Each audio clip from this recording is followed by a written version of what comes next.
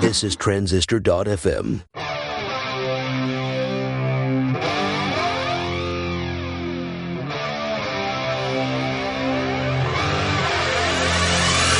Hey, how's it going? Justin Jackson here, and this is the Product People Show. Man, I haven't put out an episode in a while. I have a bunch recorded, but I haven't had time to edit them and just put them out. I've just been slammed. Haven't had time or energy for anything.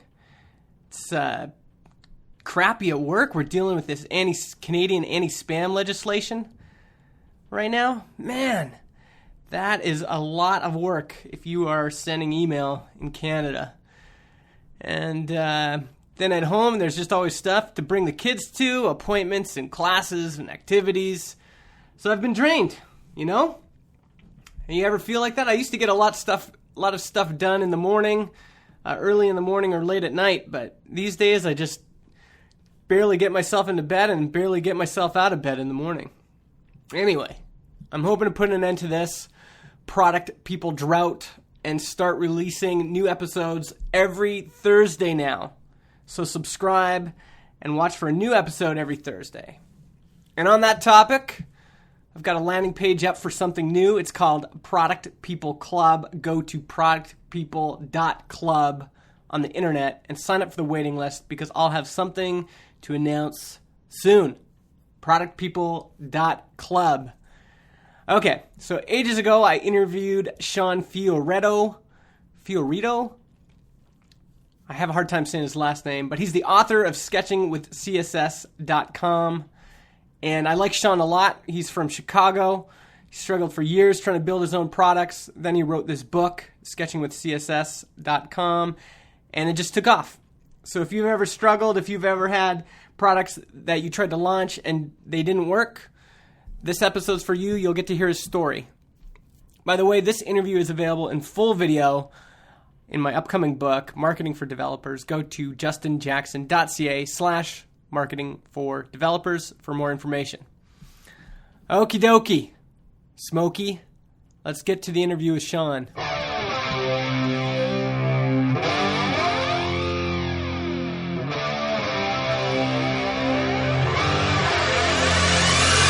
Sorry, one more thing. A lot of you know that I'm really into heavy metal. My favorite band, Stryker, has allowed me to use some of their tracks here on the podcast. This is Land of the Lost. You can get it at striker-metal.com.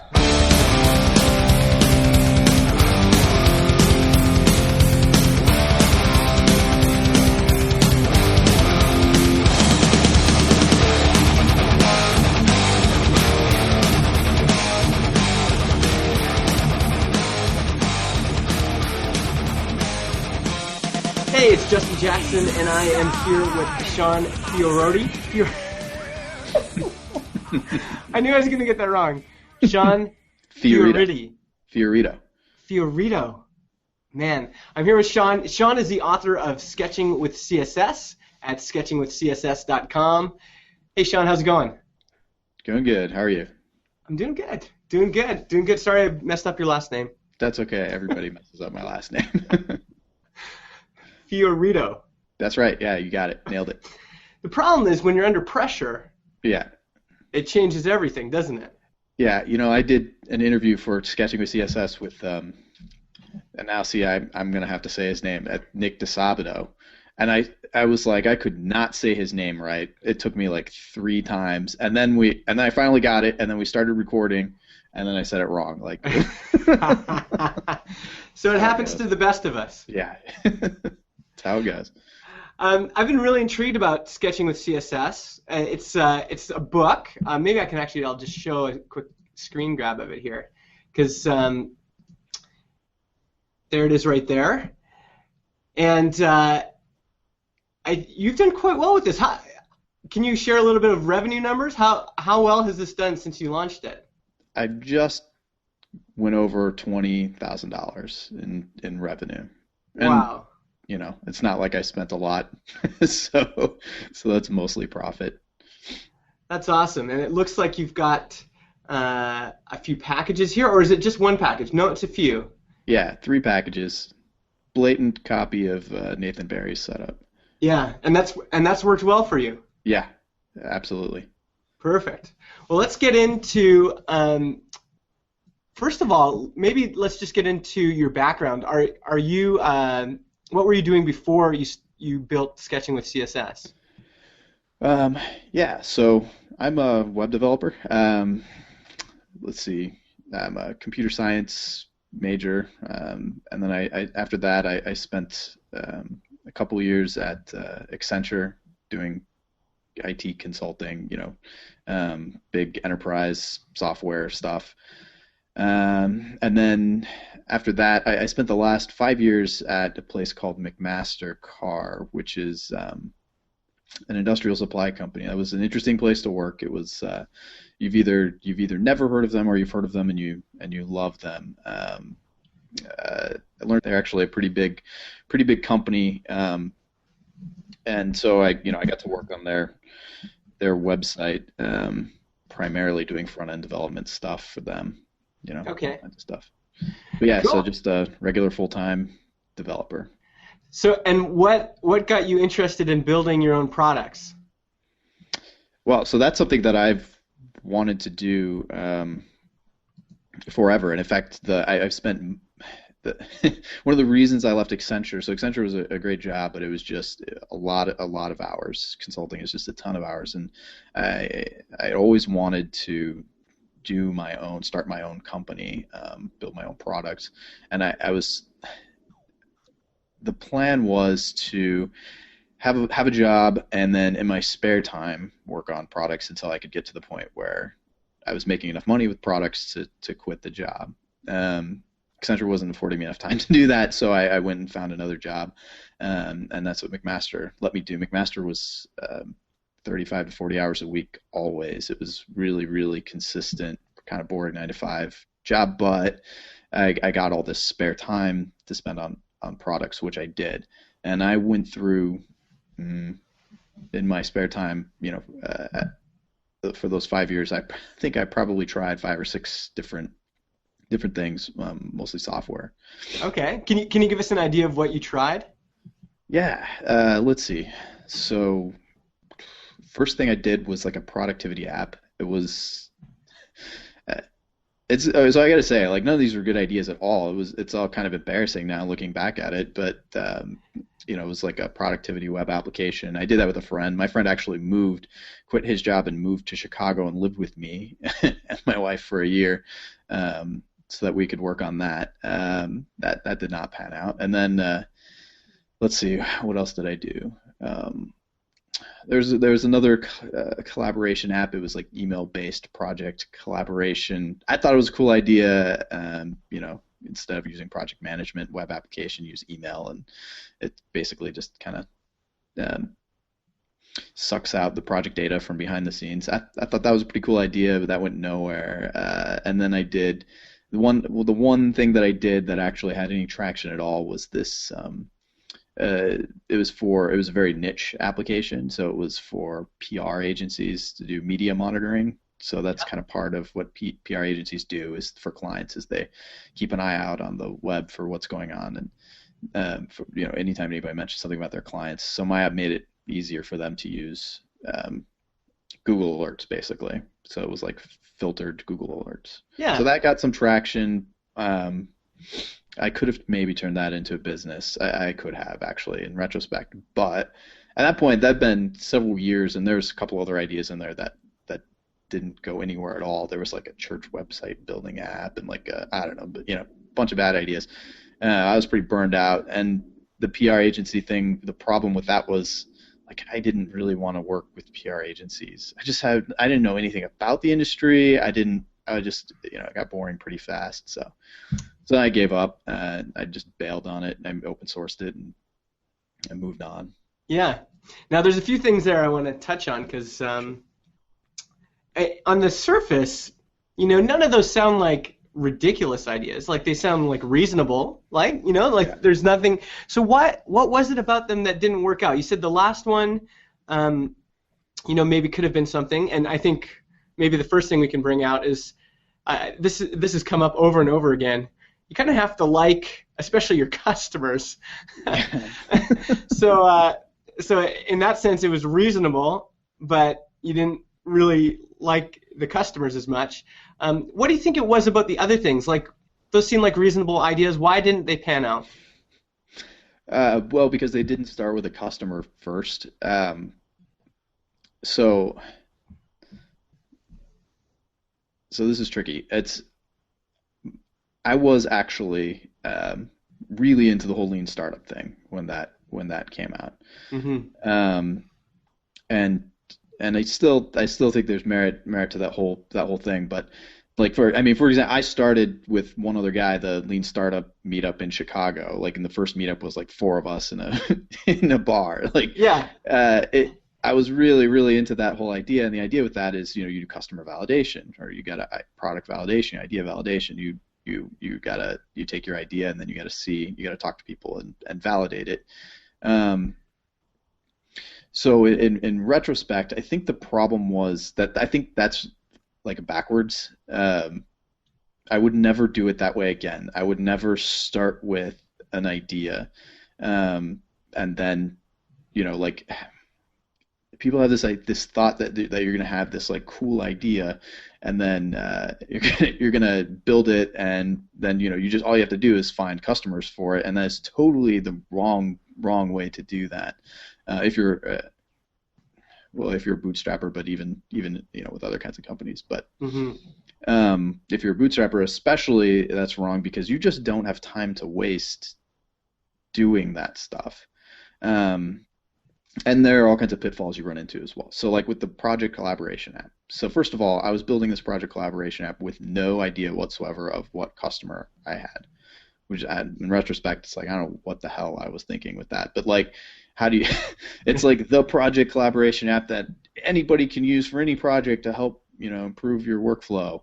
Like, that's impossible to market, impossible to like actually build a nice, clean app that's going to solve a problem for somebody. It's just impossible to go from that direction. So okay, then we discovered the lean startup thing, and we started doing customer interviews. Yeah. So first of all, I don't even know how I ended up. We started looking at. We tried a bunch of different kinds of people we thought might be good fit for the for this. And what we ended up doing was going with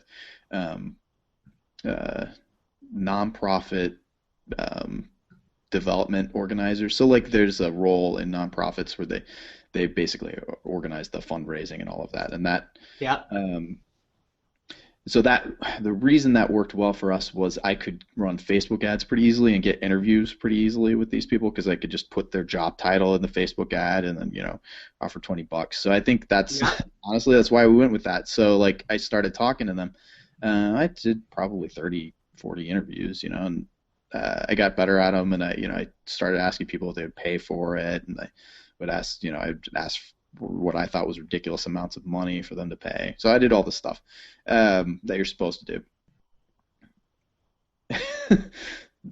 I guess the moral of the story here is there's a lot of different failure modes that you can go through, and I pretty much hit all of them. Like, in this case, there's just no way that I was going to take that I was going to like backwards fit onto. So here are all the problems with this, right? Mm-hmm. Nonprofits, they do have a budget, but like, they're not really thinking that way. They're really looking for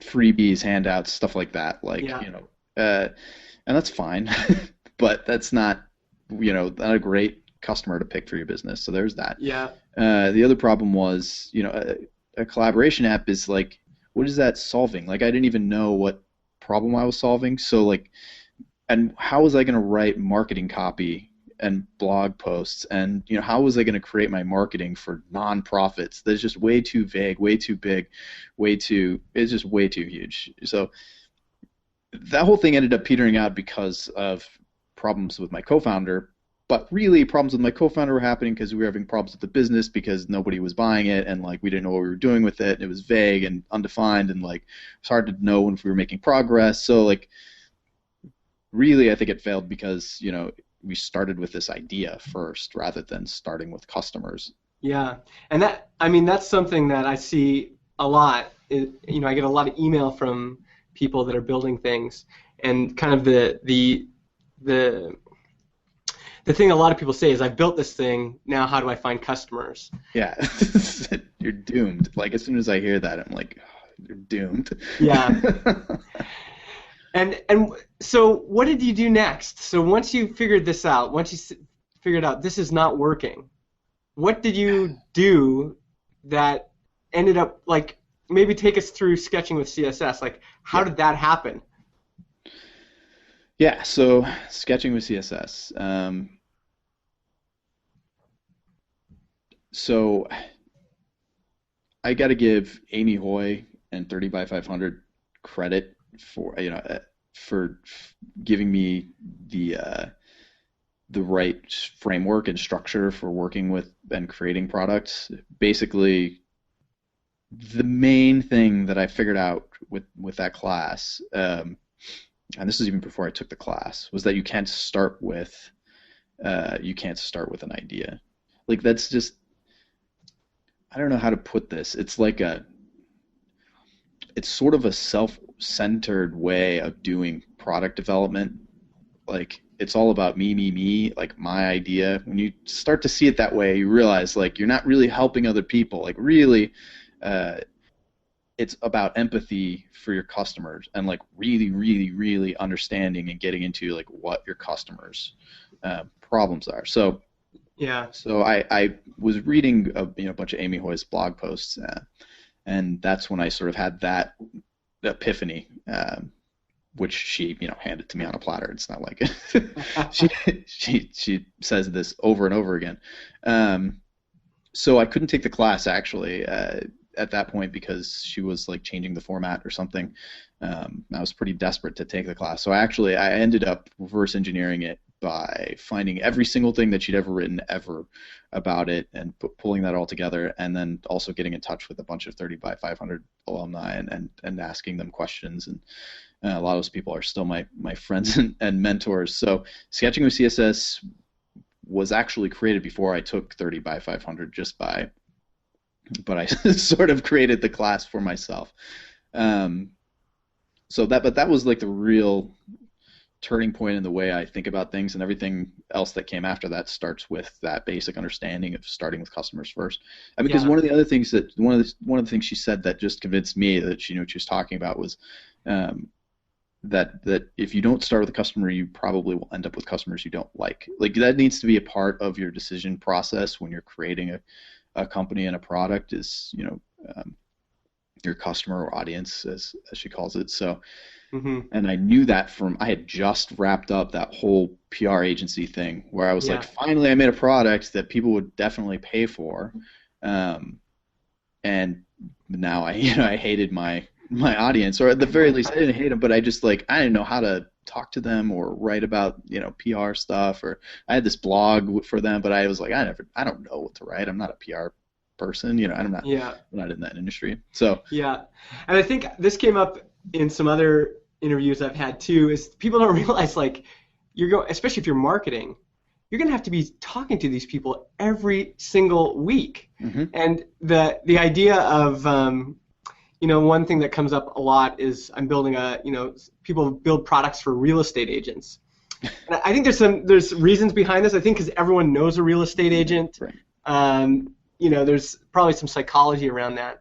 But the idea, like, you're going to have to be reaching out to real estate agents every single week, and that's kind of a grind. Even if you're passionate about it, sometimes it's a grind to do content. Imagine talking to them every single week, and maybe we don't always project forward enough when we're thinking about ideas. Like, this is something I have to do for a long time, and it's going to be a lot of work. Right, and there's another thing that I. So I'm actually going to be, for my next product, I'm going to be changing my audience a little bit. Not a massive change, but a little, because with sketching with CSS, I was talking to web designers, and I'm not a web designer, I'm a web developer. And I mean that whole thing is really blurry, but, like, really sketching with CSS was for people that have been just doing mostly Photoshop and not code. The closer you are to that, the more value you get out of it. Yeah. The problem there is that I could not relate with that. Like I didn't come from that direction at all. I came to the web and web design, from the opposite direction, from coding. And so that's really hard when you go to write marketing copy.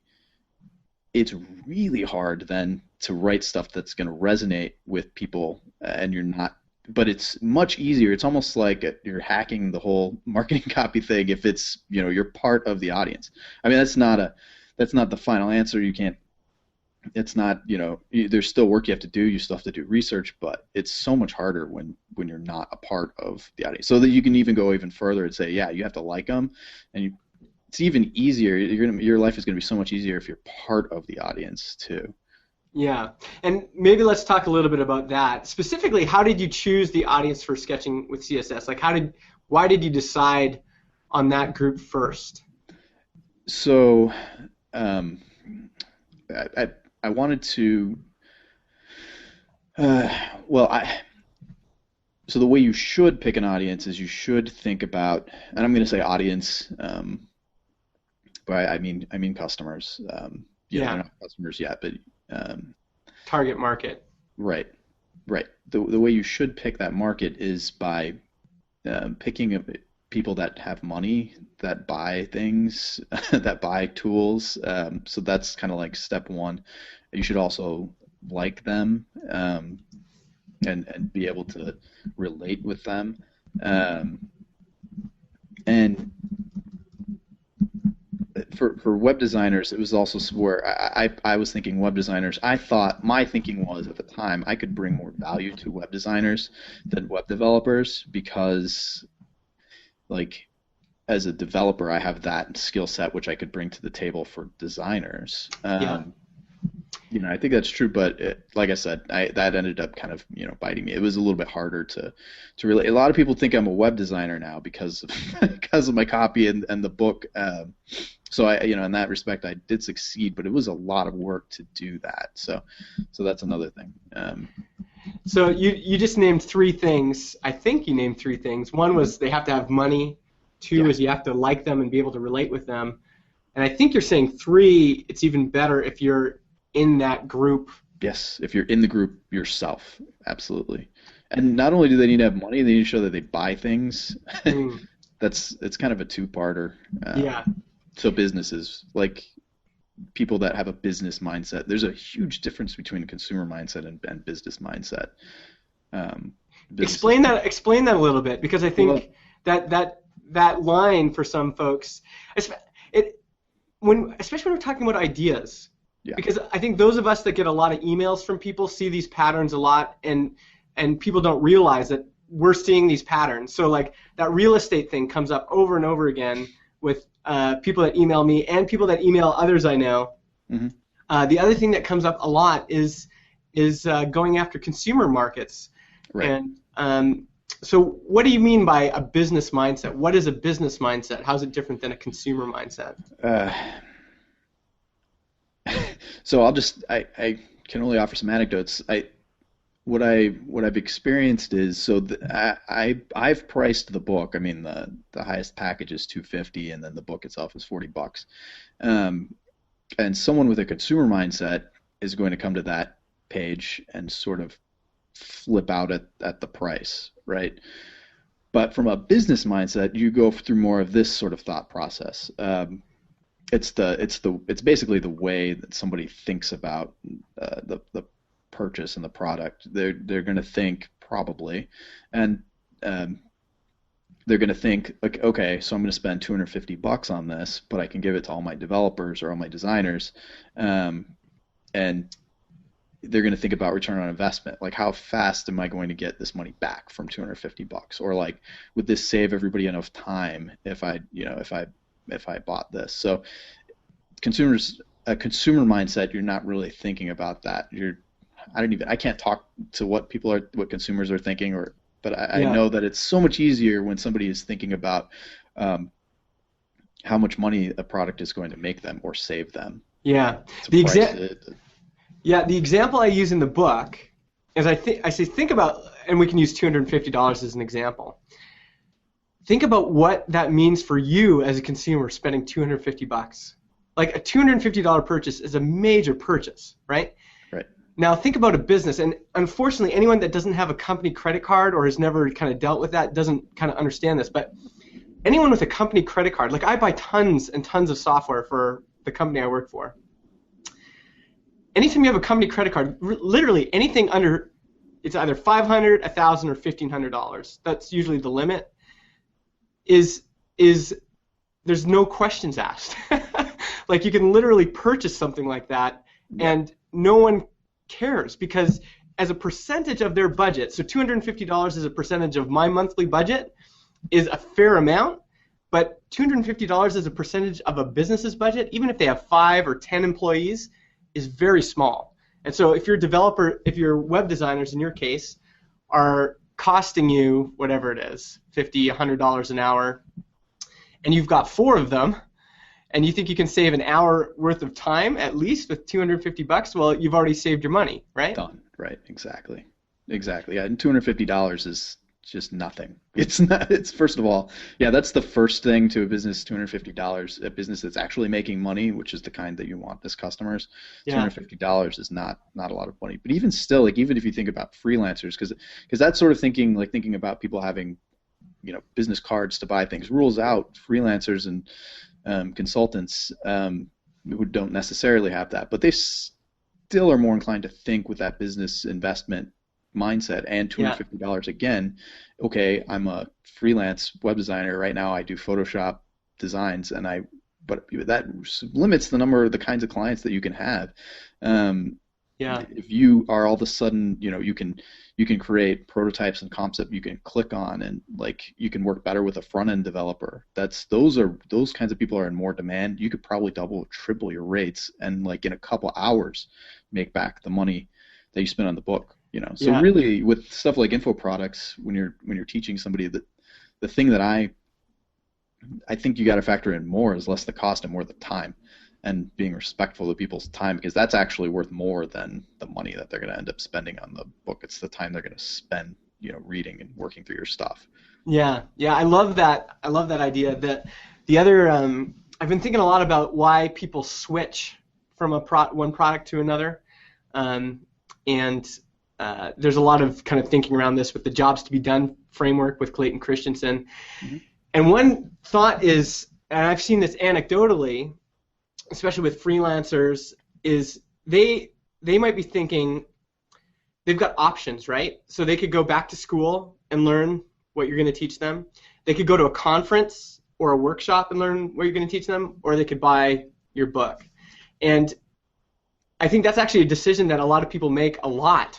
Is, well, what should I do? Should I go to this conference? The ticket's $1,500. The airline's going to cost me $1,000, and then I'm going to have a hotel and food. Wow, I'm up to a lot of money there.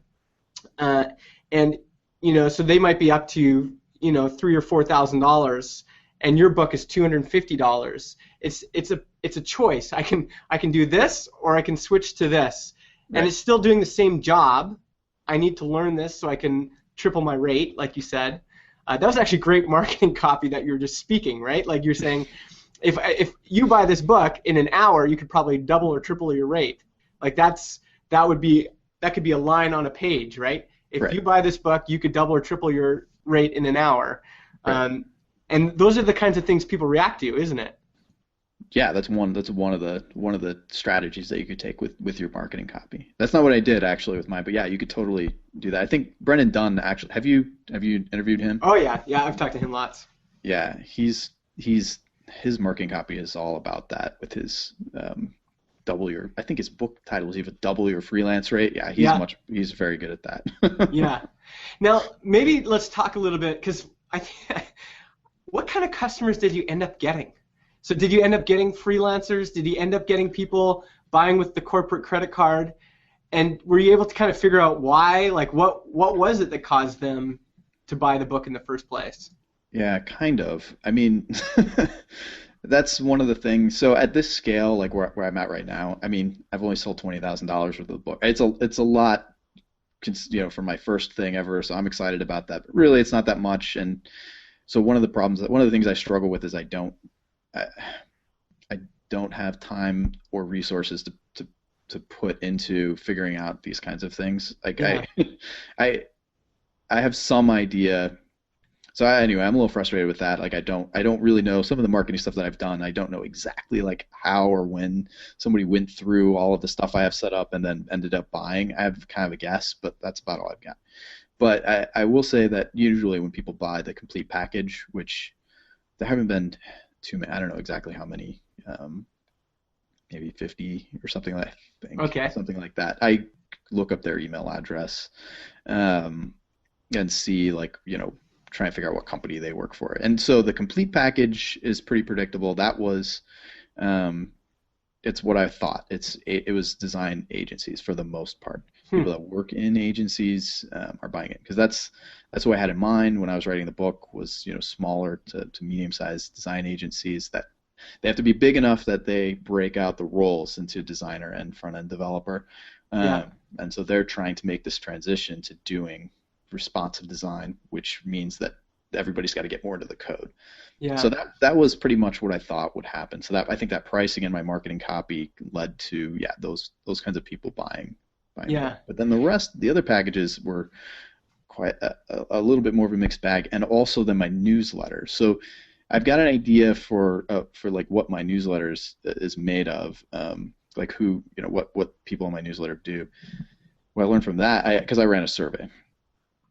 I just sent them a link to a survey because I was like, all right, I'm mystified. I was just getting a little bit frustrated because I didn't know who was on my list. Like, who are these people? I don't understand, So I sent out a link to a survey, and I got a couple hundred responses, and that I learned that my list is a lot more technically proficient than I realized. So I have mostly web developers, people that come from my direction of things instead of. Oh, really? Yeah. So it ended up being that a lot of your customers are web developers, and you thought it would be web designers. I did, yeah. I thought it would be designers and like small to medium-sized agencies. But the people that bought the book and the other video package were a mix, just a crazy mix. So, and I think that my list and my customers reflect where like my guest blog posts hit. So like and who linked to me. So there are a couple like CSS Tricks. Chris Coyer linked to me a couple times and mentioned me a couple times and did an interview for the book. And so a lot of the people on my list, the customers, overlap with his stuff, and that's a more technical audience. And I think that it had more to do with that. And then also the kinds of things that I wrote about were technical, and it was nothing I could do about it. It was just naturally I ended up writing more technical things, so that I would have made more money if I'd targeted, web developers to begin with and made something for them, because it's so much easier for me apparently to market. Yeah.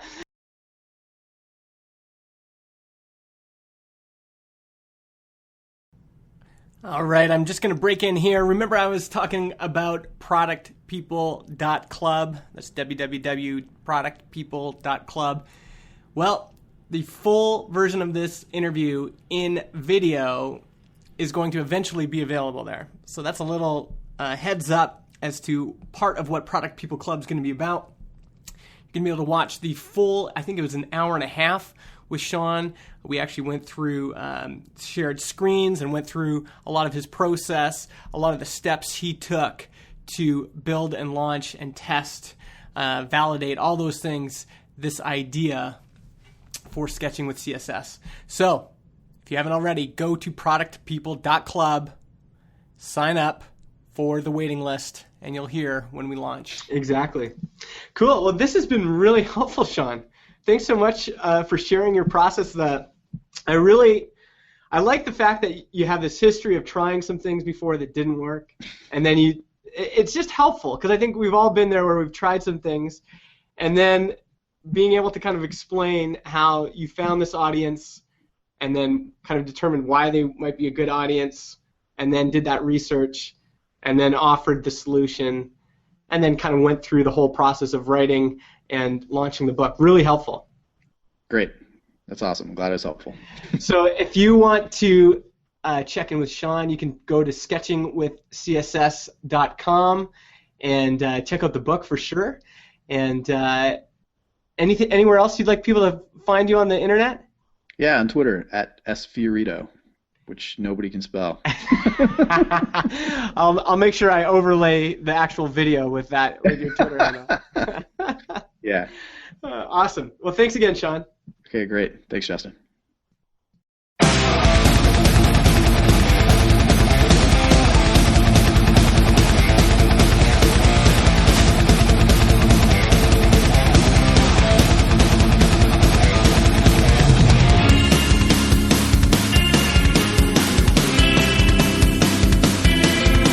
All right, that's the show for this week. Big thanks to Sean for coming on the show. Again, you can follow him at SFIORITTO on Twitter. He also has a great free Flexbox tutorial. Go to sketchingwithcss.com/flexbox-tutorial. You can follow me, Justin, on Twitter at MIJustin. You can check out my blog, justinjackson.ca. Hey, if you haven't done it already, go to iTunes, find the show, just search Product People, and leave us a nice review. That really helps the show get noticed, helps other people find the show, and the more people that find the show, the more people we have building products, and that is a good thing. So give us a review on iTunes, share the show with your friends, follow us on Twitter at Product People TV. Okay? All right, I'll see you next Thursday. Oh, and go check out my buddies, striker-metal.com. This is... What track are we listening to right now? Darn it. Can't Stop the Rush. All right? Okay, see you later.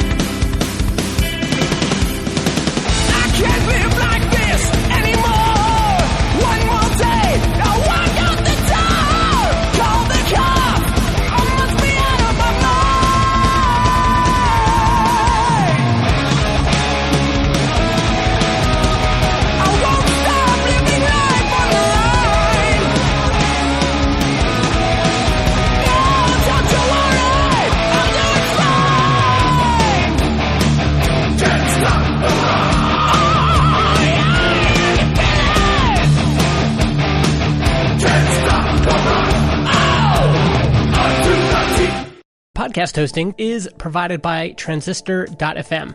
They host our MP3 files, generate our RSS feed, provide us with analytics, and help us distribute the show to Spotify, Apple Podcasts, and more. If you want to start your own podcast or you want to switch to Transistor, go to transistor.fm/Justin and get 15% off your first year.